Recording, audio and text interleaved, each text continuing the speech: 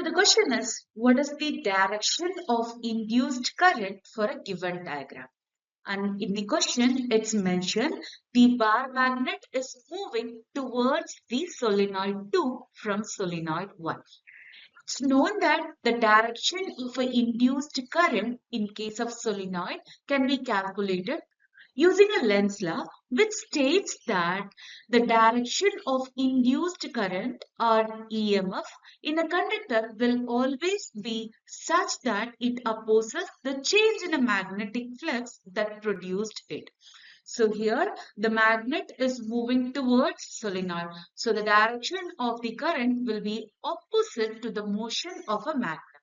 So we can say the current will move in this direction. So the current direction will be B to A and D to C. So the correct answer here will be option B.